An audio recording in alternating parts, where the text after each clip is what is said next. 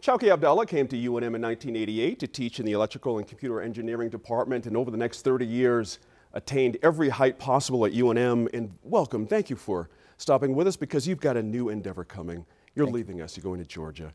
What happened here? What's going on? I want to talk to you about a lot of different things here, but let's talk about this new endeavor for you. What's going on? What's the new gig? Well, thank you. The new gig is I'm going to be the Executive Vice President for Research at Georgia Tech. I went to school there. Actually, I met my wife also there. So it's one of the top engineering schools. It's a very large research enterprise. And the opportunity came up. You know, I was nominated. I applied. I was one of 4 finalists, and I was offered the job, I think, about 2 weeks ago now. And I accepted it. So it's a new area for me, although at UNM I was, in my current position as provost, the vice president for research reports to me, but this is a totally different thing for me, and I'm really excited about it. What does it mean for you and your career? What are you hoping to attain by going to this new position, this new school? Well, so Georgia Tech, as I mentioned, is one of the top engineering schools. It's not a comprehensive university in the usual sense, so it's more focused. It's more what I studied and what I was initially directed into. But the research enterprise there is really amazing. I mean, it's about 3.5, 4 times almost the size of UNM, including the health sciences. So it's about $850 million or almost $900 million dollars in research expenditure. It's one of the leading universities that are addressing global problems, global challenges. So in that capacity, I think you know, there'll be a lot of interesting problems to lead or to try to encourage and to try to help people solve. Mm-hmm. Let's go to UNM. You've been there for 30 years. That's long enough to see pretty much up and down and left and right the entire campus. Yeah. You've had any number of positions, including what you just mentioned, right. Your interim position as president of the university. Mm-hmm. I want to talk about that 30-year arc. Mm-hmm. And starting this way, what are the biggest changes that you've seen at UNM in your 30 years? What's been the biggest flip for you? Mm-hmm. So when I came in 1988, the university as a whole was not necessarily a powerhouse in research. And in a lot of areas, you know, we were good, but we were still trying to find ourselves. Since then, the health sciences has expanded tremendously. A lot of more work in engineering and in other areas. You know, I think it became a lot more not just comprehensive, but also excellent in a variety of areas. So the growth in the research enterprise, but also in the type of work that the university does. And this is happening all over. Universities at one time were expected to take in high school graduates, get them out in 4 years, 5 years, whatever, and then that's it. Since then, the university has become a lot more responsible for a lot more, including economic development, few things that we did not used to do before, including a lot of community engagement. We do a lot of, we look at problems in the state and beyond that before the universities were isolated from. There's a lot more integration both with the city, with the state, but also with the community. So some of this happened everywhere, and some of it happened at UNM at a different level. One other thing is because of our location in Albuquerque and in New Mexico, we have a unique advantage in being connected to the national labs, or to the labs in general, including the Air Force Research Lab. So we have done a lot more with those entities, and because of that, our research power has increased. Mm-hmm.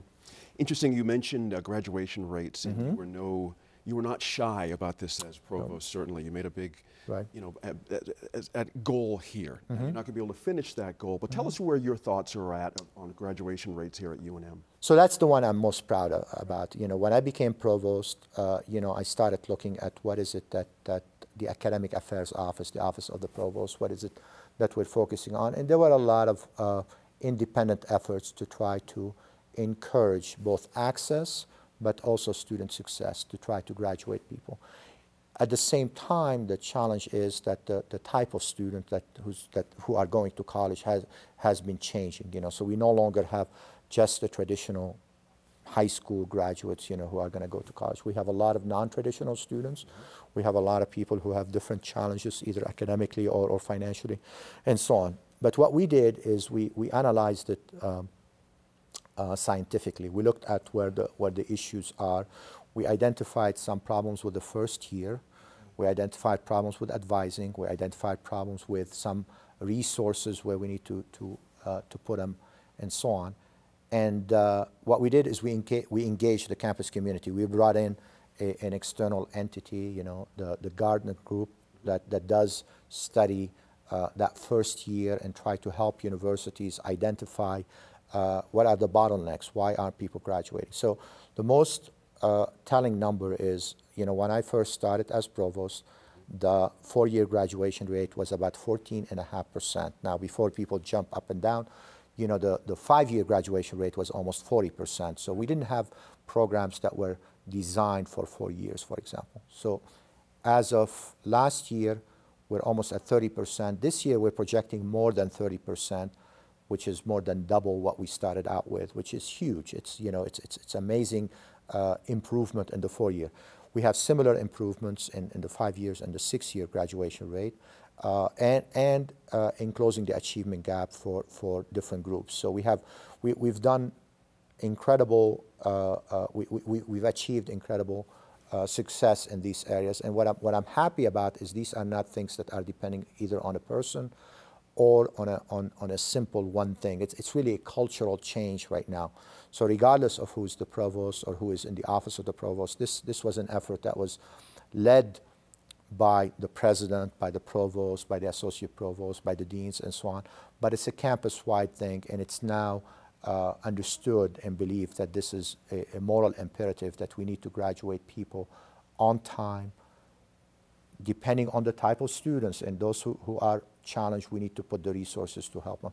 So that's actually, UNM has achieved this faster than any other university in the United States.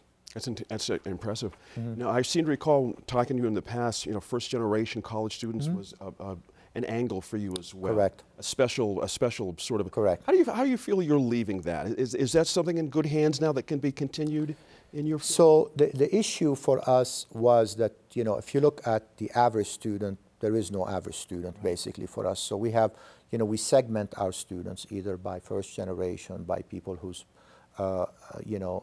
financially challenged, by people who are coming from different schools, by people who are coming from outside certain zip codes for us, by students who are coming from different universities, by age, by marital status, and so on. And we try to address the challenges that each group faces differently.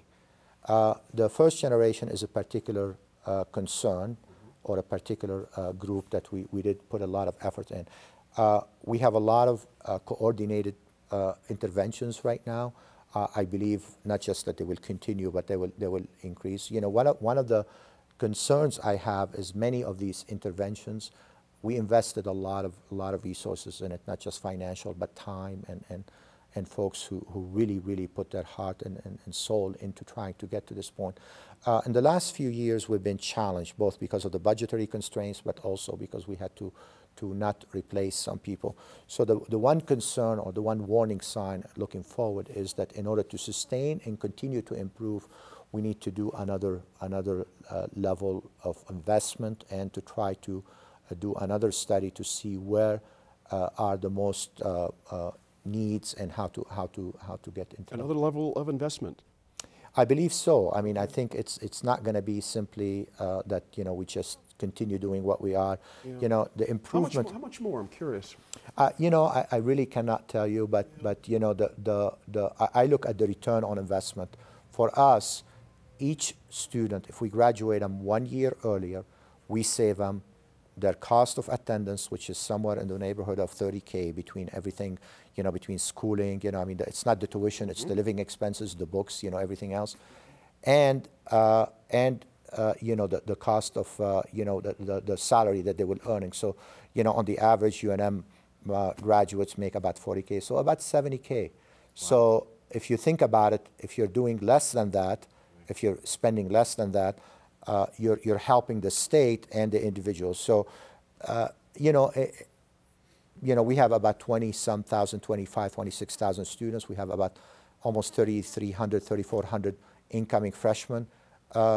You know, about probably in the neighborhood of a 500 to 1,000 each, so about 3 million or so would be a guess on a recurring basis for trying to do things. But this is a complete guess at this point, because some of those kids don't need as much, others may need more. Some of the investments we made are one time. You know, we built a lab for math that's done wonders, but you know, we had a large one-time investment, but we have a recurring investment into it. We have a lot of redesigned courses. They're costing us more, but they're producing better outcomes for the students. So we look at it as a whole, and you know, I wish I could trace it to one intervention to say this is what made it, you know, this is the biggest impact that we had. It's not. It's a comprehensive thing, and it takes time. I mean, this is the other thing that people need to be aware of, is things don't happen overnight, and they don't happen within a year. They happen over time. So we started out at 14.5%, we went to 16, to 17, and then we jumped to 20-something, to 29, to 33. So, you know, we start seeing the cumulative effect of all of these things, but really we cannot say, well, it's because we had more advisors that this is happening. Interesting. You were interim president of this university for almost a year. What was the biggest lesson you took from that? So I was actually acting, then interim, then they made me regular president. So I had three different titles within 14 months. The biggest lesson is the role of the university outside and how to communicate to the community, with the community. A lot of things that are happening at the university, there are 10,000 great things happening every day, and there are few bad things or bad activities, or you know, people are always either getting in trouble intentionally or unintentionally. The one thing is to try to make sure that the good stuff is not just being told, but that people really believe that this is a good institution and bad things happen to good institutions, versus that, you know, people are corrupt, or you know, the reason this is happening is really because people are not doing their job. We have people who are exemplary, faculty, staff who go above and beyond. I'll give you one example. I had one faculty member when I was a chair, who, you know, I walked in the summer, during the summer, and I see him lecturing, and there's one student sitting in the, you know, one woman sitting in the audience, and he's lecturing, and I go, you know, I thought he's giving her, you know, a little bit extra help. I walk in a couple of days later, I see him, same thing. I walk in again a few, you know, days later, I see him doing this. So I call him in, and I said, what are you doing? What is it? He said, I'm lecturing to this one student. And I said, why? He said, well, she got pregnant last semester, she had to drop out. And I said, are you getting paid? He said, no, I'm doing it because she needs this one. So he spent, you know, time every week, 3 times a week on a regular basis. He didn't need to do this. He could have given her the material and say, you do it. But he did that because he cared enough about it. And you know, there are tons of examples like that that you don't hear about.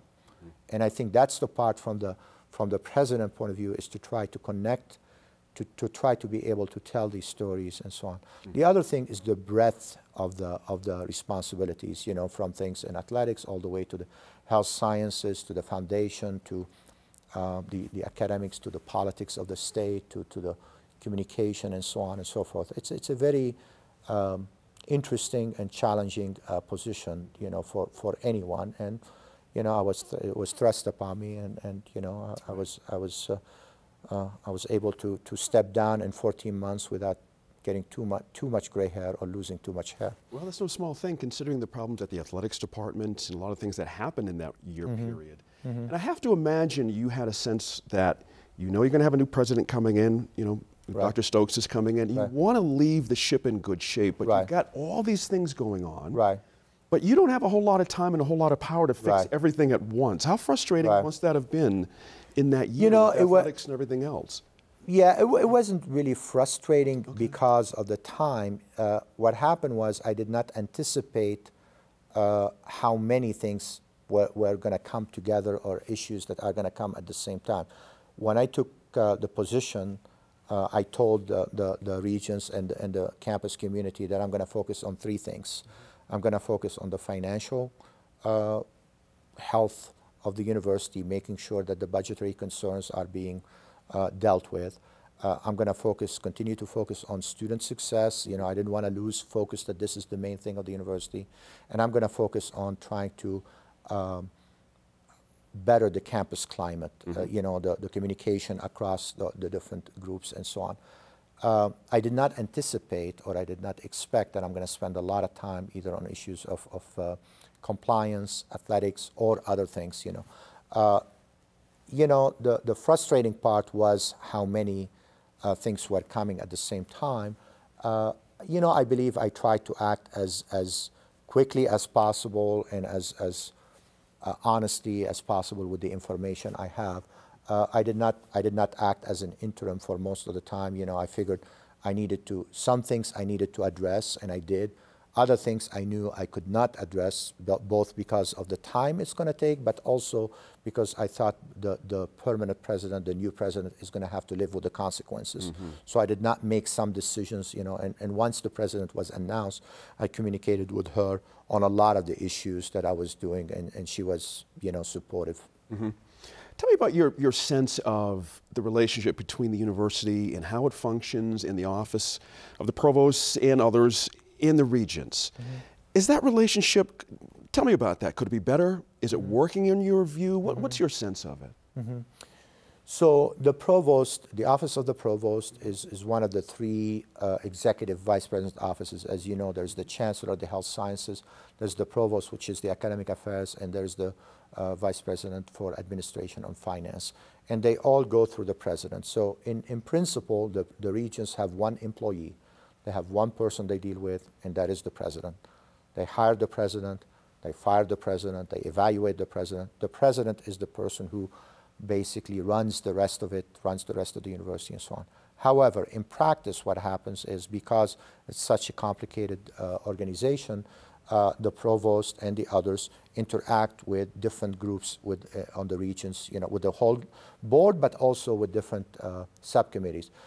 In my provost role, I interacted mainly with the Academic and Student Affairs and Research, the ASAR Committee, Academic Student Affairs and Research Committee. And I had great relationship, you know, with the folks on that committee, and you know, I communicated with them. You know, one of the simplest and most basic tenets of these positions is don't surprise your boss. Don't let your boss be surprised. You know, ultimately the regents are the bosses, but you know, the president is the other one. So I try to inform them, good and bad and so on. Sure. You know, I also had relationships, you know, personal and otherwise with the board as a whole.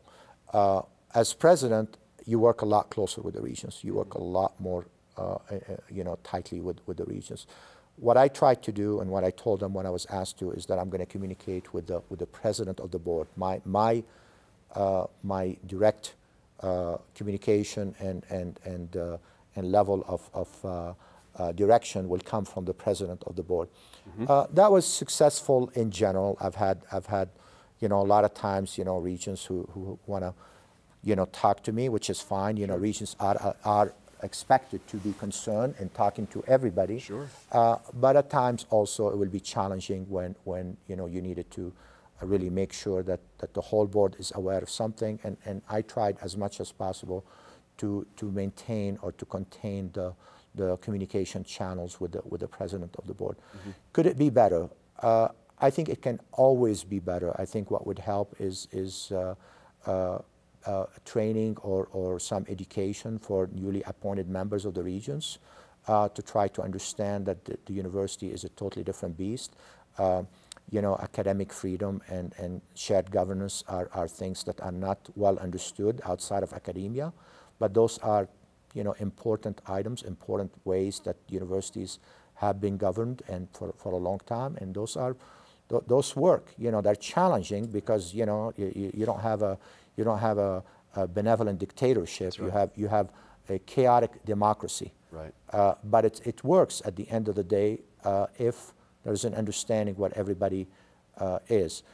I think it also would help the faculty and the university community to understand that ultimately the regents are the bosses and responsible for everything. And sometimes I think that understanding is lacking and the lines are blurred. You know, the faculty thinks sometimes that something is under their purview, which is not, and the regents sometimes think that intervene in some areas where, you know, while in theory, according to the Constitution, they can, in practice, that's not wise. Yeah, 'cause we're talking about people here, right? It gets complicated. We're talking about people. That's right. That's right. Right.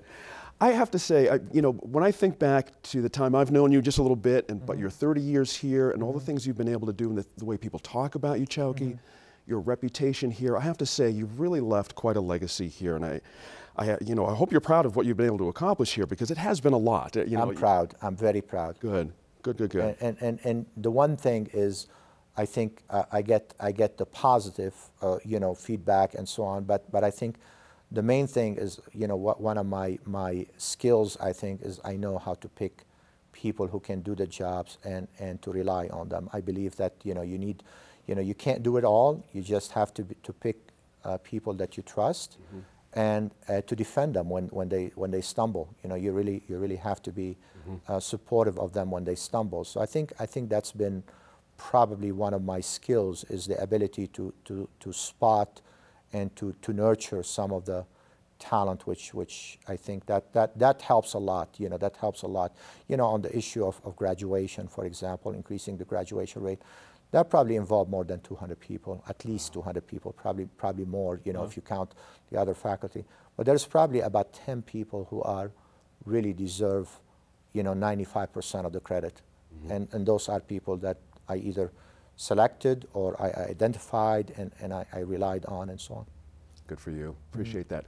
Best of luck with everything at Georgia Tech. Thank you. You're going to kill there. It's going to be great. But we're going to miss you. We're really going to miss you. I'm going to miss everyone and the university and this wonderful state. Thank you. Come back and see us. Thank you so much. Absolutely. You got it. Good luck with everything. Thank you. You got it.